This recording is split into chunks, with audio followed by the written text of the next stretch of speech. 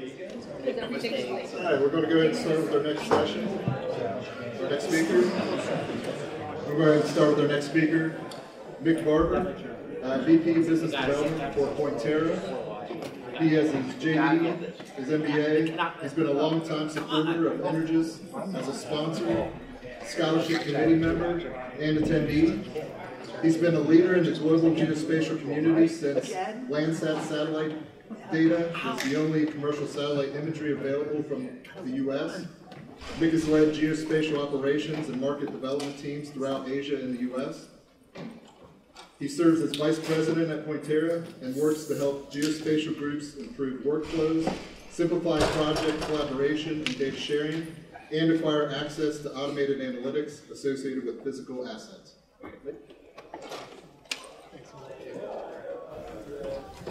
Thanks, Mike. Appreciate the introduction. And I also want to take a second to thank Harold and Mark and the rest of this fantastic team. I was here at the very first meeting, and I've seen this thing evolve, and it's just so impressive, particularly immediately after COVID, the quality of what you guys are doing. And I look at all the sponsors you've brought in, and I look at just the little things you do, like the markers outside, where to park, and just the little thing. And it's really, and the communication with the speakers and getting set up. So y'all have just made this really, I think, first class. And so, no small tribute to you, Harold, because I met Harold probably 10 years ago, you know. And if you think he looks young now, you can imagine what he looks like. But I remember that Harold was so, you know, so passionate, so courageous, so professional and polished, had so much courage and hard worker. And he's the same guy today. That was him 10 years ago, and he's the same guy. So I'm not surprised at your leadership here, and if I'm still amongst you all in 10 years, I can only imagine what you're going to be doing here. So. I did not pay anything. All right. Let's see. Oh, what I'd like to do also is to acknowledge one of our chief executives at Pointerra is here. David Lowen is sitting right over there. David just moved to the Washington, D.C. area from Australia a couple of months ago. And so I asked him to be here. As he's longer tenured with the company than I am, and probably can add some value to the discussion as well. So thanks for coming, Dave. And I think there's a lot of people here that I know, and so and all of you guys know I'm not the most technical out here. So you know I don't play a GIS technician. I'm not a GIS technician. I don't play one on TV. So the discussion is probably going to be as well as informational, which is I know most of you are here for, but also a validation too, because that combined with I think with what Ryan said this morning in the keynote, and then the follow up with from Seth and John and others with respect to LiDAR, I think a lot of this would be sort of validation for me. So that said.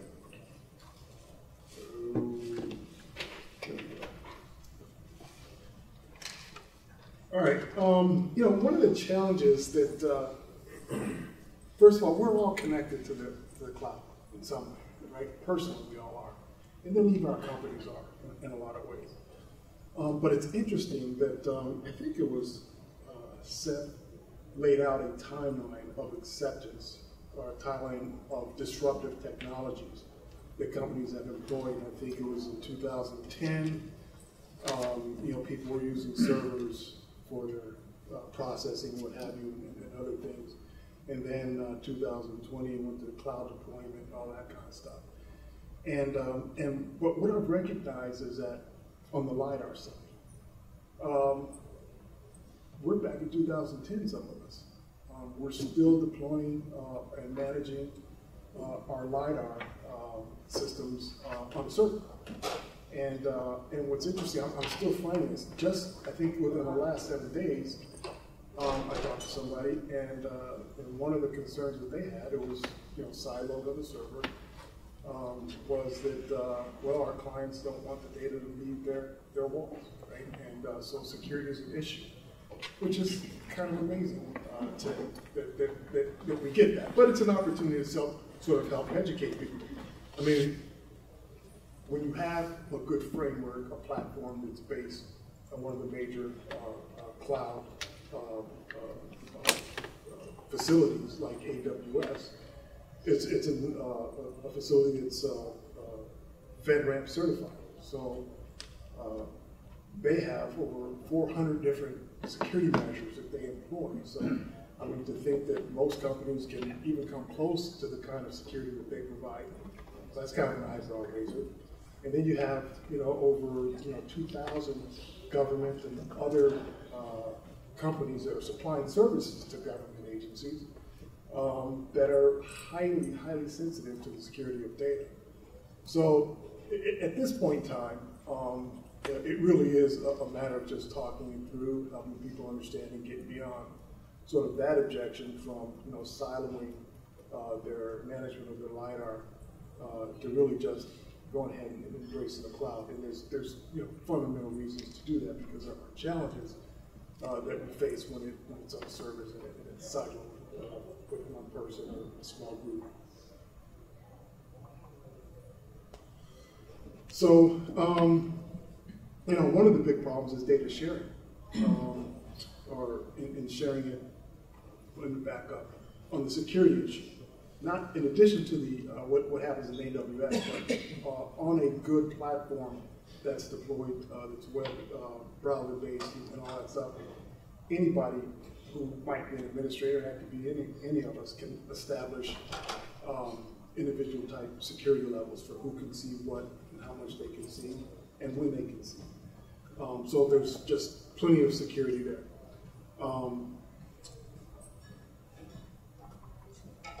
So LiDAR is sort of the foundation of the digital twin, as you've heard today. I was on a call yesterday, a webinar, and it was an Autodesk webinar discussing digital twins in the AEC space. Did anybody else participate in that? So there was a gentleman on there who was on the panel. He was probably the most senior person on the panel, definitely the most influential person on the panel. He was the CEO of a large company, The statement he made, his proclamation was, digital twin not connected to the cloud is useless. Now, I'm sure a lot of people that are using their LiDAR processing and digital twin creation things in a server-based environment or sort of raise an eyebrow. And I think really meant for that is that obviously, we see that there are people getting value out of their LiDAR processing that might be on a server. But the problem, I think the point that the gentleman was making was that if you're not sharing it, if you're not collaborating with it, if you're not leveraging the ability to communicate and work collaboratively with LiDAR, then you're taking this much value instead of taking this much value. And I think that's the point that he's making. So there are great services out there that provide really fast service, really secure service. It has the functionality that you come to sort of use on a server that's deployed and it saves you a bunch of other problems. So let me move on and we'll talk a little bit about those things.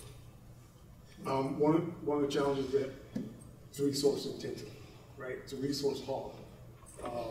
Hardware, software. Hardware not so much a problem because the prices of hardware storage is coming down so much and all that kind of stuff, but really the impact it has on people and efficiency. When you have to manage the hardware, when you have to bring in software packages and validate the new versions are working correctly and what have you. But also the visibility limitations. When you have it on the server, the visibility of the data is limited to the people that are sitting right there at the server. So that's a little bit of a problem that we need to get beyond so that we can get more value out of the data. Now, depending on the sensor types that you're using to collect your data, you know, you can have, some of you might know, you can have 5 to 25 different software packages. And I'm sure that some of you guys and gals that are working with LiDAR are familiar with some of these brands up here. And it can be quite a process, right? So, and it's a burdensome process, because what happens is, right, you load up a piece of software, you get your data in there, it starts processing, it stops, generates new data file, you get another piece of software, you load that up, and the process continues, and it's, you know, rinse and repeat, right? Very time consuming, particularly when it's, you know, ports of it can be scripted, but maybe not. But it's a problem, it's a hog. Testing new releases, as I just said, meeting the latest reliable software versions, also as I indicated, and but training, right? When you have all this different software that you've got to manage, maybe cost isn't the biggest issue, but training is certainly an issue. How do you train a bunch of people on a bunch of different software packages? I would imagine that what happens, you've got 1 or 2 people that are trained. And then what's the risk of exposure to that when those people might not be available for whatever reason, right? Wouldn't it be nice to have that sort of centrally located, managed for you in a cloud, right? In case that went away.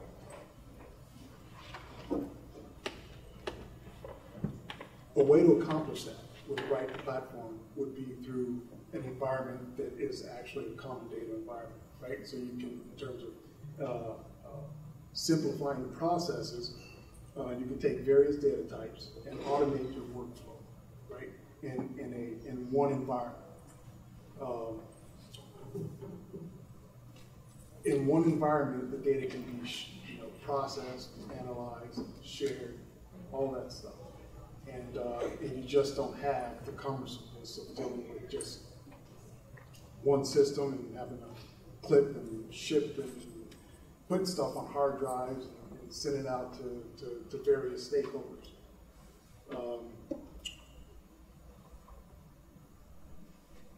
All right, so not only is it helpful for the import, but it's also helpful for the export in particular.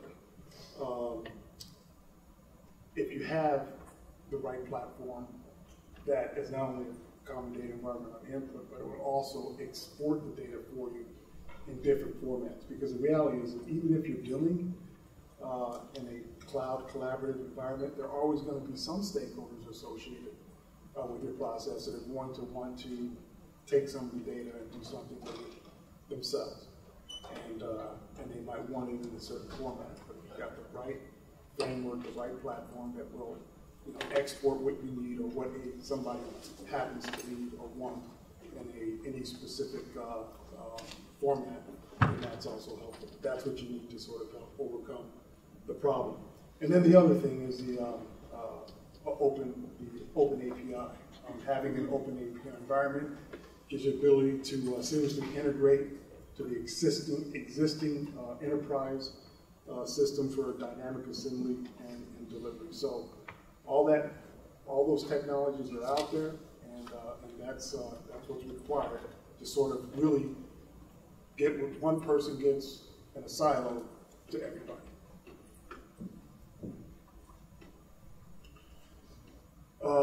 The other thing you need in a sort of hosted software service like this is you need sort of an auditable trail of activity, right? That's to achieve the data provenance, right? Because, you know, what happens if you're working on a server, you produce a product, and you send it out to one of your co-collaborators, right? It could be another contractor or somebody else, right? And they're producing a product from it, and then they introduce it as a solution to a project that they've worked on, and then somebody calls in a question. You're driving a cord or something, somebody calls in a question, what's the accuracy? Well, you gotta have a trail. Where did this data come from? What was done with the data, right? So you need a system that's also going to provide that sort of linkage to the foundational data. If you have it centralized, everybody knows where it is and how to get to it, right? Because you've got access at your fingertips, no matter where you are, right? If it's decentralized, like I said, somebody shipped the product off to another company, another co-collaborator or something, and then there's a chain of further processing or products is done, how do you get back to where it was, right? It just becomes more difficult to get to your data problems. Okay, the other thing you want to do is you want to make sure that you have a system that will enable you to house all your data together for projects, right? Not just your geospatial data, not just your LiDAR data, but even your documents associated with the project. Wouldn't it be nice to be able to just pull that stuff up no matter where you are, whether you're out in the field, whether you're in your office or you're at home or what have you, right? To be able to just pull that stuff up as if it were your server. And then, of course, the attribution and annotation capabilities need to be there, which you might have become accustomed to just in dealing with the server-like to server-based technologies. And to be able to sort of instantly, as an administrator, just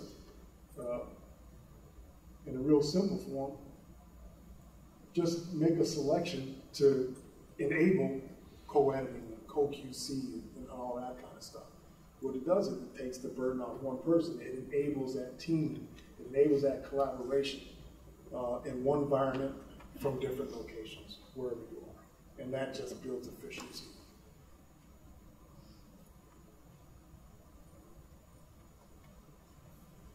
Okay, so the answer really is really to try to help people get away from the siloing. Sometimes it's a difficult thing to do, but cloud deployed browser-based systems is where it's at. To get everything, as I said before, available on any web device. No software installation required on your part at all. And then, if you've got the right system that's really leveraging fantastic processing power and has the technology to pull files together, you can view the entire project site or some segment thereof, right? You're not limited to maybe the limited power of what your server is going to do, what it's going to be able to pull up, and you have that power, in your hand, right? So, okay, so I think the net of it is that, hey, look, use the cloud, use a cloud-based system to sort of load your data up, interact with the data, do your editing, do your partnering, sharing, whatever. You decide what you want to share with somebody else. You just clip it, attach it to an email that you send out from your system, and share it with somebody else, and use that platform to communicate on the project. So that's how we redefine the workflows for LiDAR management in the cloud. And so at this point, I'll just take questions.